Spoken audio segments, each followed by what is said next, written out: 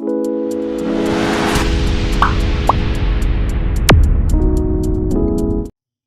समझते हैं पृथ्वी के डायनेमो प्रभाव के बारे में और पृथ्वी के भूचुंबकत्व के बारे में। जैसा कि हम जानते हैं कि पृथ्वी जो होती है वह एक छड़ चुंबक की भांति होती है। पृथ्वी छड़ चुंबक की भांति होती है। इसके प्रत्येक भाग पर चुंबकीय क्षेत्र का मान अलग अलग होता है। इसका चूंकि रचना अलग है, वो पूर्ण रूप से गोलाकार भी नहीं है, चिपटी हुई है, जिस कारण से कहीं पे चुंबकीय क्षेत्र का मान दूसरा और कहीं पे दूसरा, माने अलग अलग। माने इसके प्रत्येक भाग पर जो चुंबकीय क्षेत्र का वैल्यू है वह क्या होता है, अलग अलग। लेकिन माना जाता है कि इसकी अगर हम सतह की बात करें, इसकी सरफेस की बात करें, तो यह 10⁻⁻5 टेस्ला कोटि की होती है। यह जो सरफेस की अगर बात करते हैं तो 10⁻5 टेस्ला कोटि की इसकी चुंबकीय क्षेत्र का वैल्यू होता है ना। ऐसे तो यह चुंबकीय क्षेत्र का मान अलग अलग होता है, लेकिन सतह की बात करते हैं तो 10⁻5 टेस्ला का होता है। पृथ्वी के चुंबकीय प्रभाव के कारण इसके भीतर जो क्रूड है, निकेल, कोबाल्ट, जो इसके क्रूड की बात करें, माने भीतरी भाग का अगर हम बात करते हैं, अगर हम पृथ्वी के भीतरी भाग का बात करते हैं तो इसके भीतरी भाग में निकेल और कोबाल्ट जो होते हैं, जो भारी धातु है, भारी धातु के नाम से जाने जाते हैं। और ये भारी धातु पिघली हुई अवस्था में, एकदम लिक्विड के रूप में पिघली अवस्था में यह संवहन गति करती है, संवहन गति करती है। इनके संवहन गति करने के कारण क्या होता है कि इनके परमाणुओं में वृत्ताकार धाराएं उत्पन्न होती है।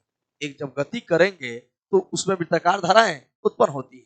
और चूंकि वृत्ताकार धाराएं आप जानते हैं कि चुंबक की तरह कार्य करता है, तो इस प्रकार से जो परमाणु जो है, इन धातुओं के जो परमाणु हैं, उनमें जब संवहन गति होता है तो उनमें वृत्ताकार धाराएं उत्पन्न होती है, जिसके कारण उसमें चुंबकीय गुण आ जाता है। इस प्रकार से निकेल और कोबाल्ट जैसे जितनी भी धातुएं पिघली अवस्था में संवहन गति करती हैं, उन सभी के परमाणुओं में चुंबकीय गुण आ जाता है। इन सभी परमाणुओं में चुंबकीय गुण आ जाने के कारण पृथ्वी में भी चुंबक का गुण आ जाता है, और इसे ही हम डायनेमो प्रभाव कहते हैं। हम बात करते हैं पृथ्वी के अक्ष का, तो पृथ्वी में दो प्रकार के अक्ष होते हैं। एक होता है भौगोलिक अक्ष और एक होता है चुंबकीय अक्ष। कौन कौन? भौगोलिक और चुंबकीय अक्ष होता है।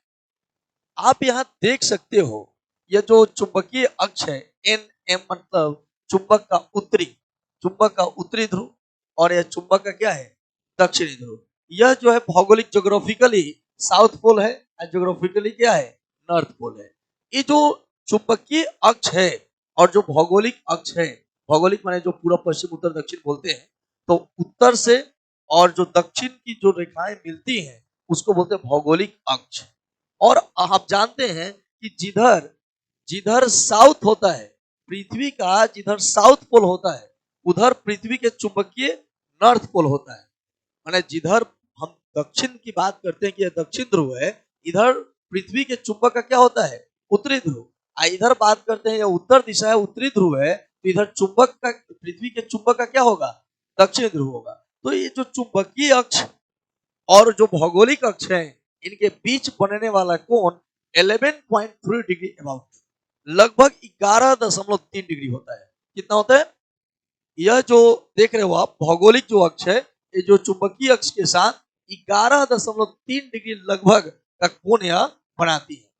अगर आप क्या करते हैं, इसके ज्योग्राफिकल जो साउथ पोल है, अगर आप यहां पर कंपास सुई को आप ले जाते हैं, तो कंपास सुई को ले जाने के बाद क्या होता है, इसका जो उत्तरी ध्रुव है, माने यहाँ जो आप दक्षिणी ध्रुव की बात करते हैं, भौगोलिक दक्षिणी ध्रुव, माने आप उधर अगर उधर हम कंपास सुई को ले जाते हैं, तो इसका उत्तरी ध्रुव कंपास सुई का क्या होता है, आकर्षित हो जाता है।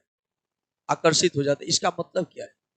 मतलब इसका मतलब है जैसे आप साउथ ध्रुव की ओर ले जाते हैं, जो साउथ पोल है भौगोलिक अक्ष का, जो साउथ है, जिधर साउथ है उधर साउथ, जो कंपास सुई का साउथ जो ध्रुव है, माने दक्षिण ध्रुव है, वो आकर्षित होता है। माने अगर दक्षिण दिशा में ले जाते हैं तो जो कंपास सुई जो चुंबकीय होता है उसका दक्षिणी ध्रुव आकर्षित होता है। इसका मतलब यह है कि कंपास सुई तो चुंबकीय है और उसका दक्षिणी ध्रुव किधर आकर्षित होगा, जिधर चुंबक का उत्तरी ध्रुव होगा, माने उत्तरी ध्रुव होगा तब ना दक्षिण ध्रुव आकर्षित होगा।